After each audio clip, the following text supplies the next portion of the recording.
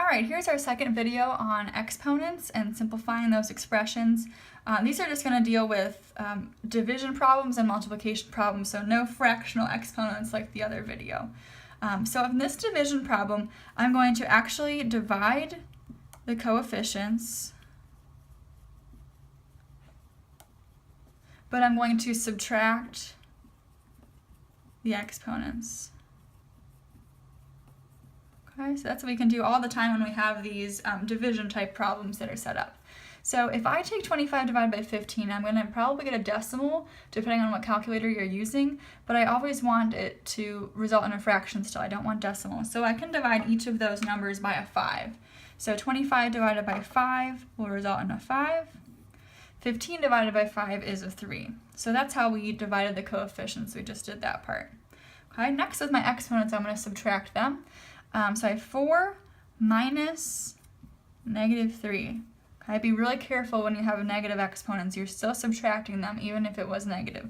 4 minus the negative 3 makes a positive 7. So I have x to the positive 7. I'm going to write my positive values on the top of the fraction. And any negatives, we'll move them to the bottom. Okay, if you don't want negatives. So positive is going to go on the top. Next one, I have negative 2 minus the exponent here is a positive 1. So negative 2 minus 1 results in negative 3. So I have y to the negative 3. However, I don't want that negative exponent, so I'm going to move it to the bottom and make it a positive 3. So this is just our simplified version of this problem up here. That's what we do with division problems. All right? So now we're going to move on to multiplication. Do a few of those. So I have 3x to the 7, y to the 4, 4x to the negative 11, y to the 6. Okay, so in these multiplication problems, I'm going to multiply the coefficient and I add the exponents. Okay, so similar setup but opposite. So let's multiply these coefficients. 4 times 3 will give me a 12. I'm going to add the exponents. So 7 plus negative 11 is going to give me negative 4. So I have x to the negative 4. Again, I don't want that negative, so I'm going to draw a fraction bar and put x to the positive 4 on the bottom. Moving it to the bottom makes it no longer negative. Okay, so you can draw that fraction in if you need to. Then I have 4 plus 6 will give me a 10. I have y to the positive 10. I'm going to leave that on the top. Okay, so that's our solution for that problem there. One more of these. Okay, one more. Now I have a quantity to the third power here, and then I have times another quantity. All right, so similar to before, I'm going to end up multiplying the coefficients together, but I need to get rid of this cubed on the outside first. So all this stuff on this parenthesis is going to be cubed, or I could write this 3 times if you're more comfortable with that. We're trying to show you how to do that without.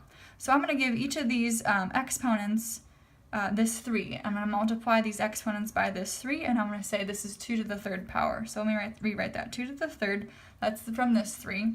Then I have x to the negative 3 times this exponent 3 on the outside.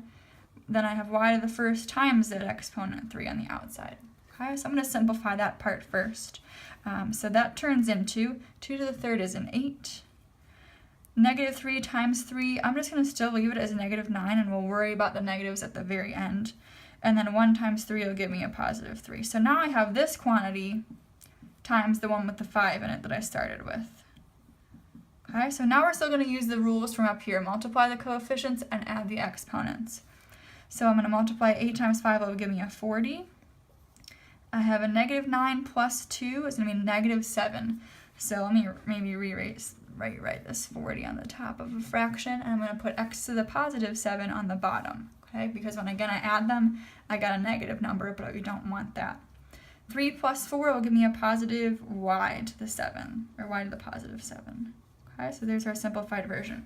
So when you have an exponent outside the parentheses, give that exponent to each part. So multiply the exponents together and make your number like cubed, or I think there was one on the other video we had to do that as well. So you're going to do 2 to this power for the coefficient, but the exponents will get multiplied. Otherwise, if you're multiplying like this, you add the exponents together, and if you're dividing, then I'm going to subtract the exponents from each other.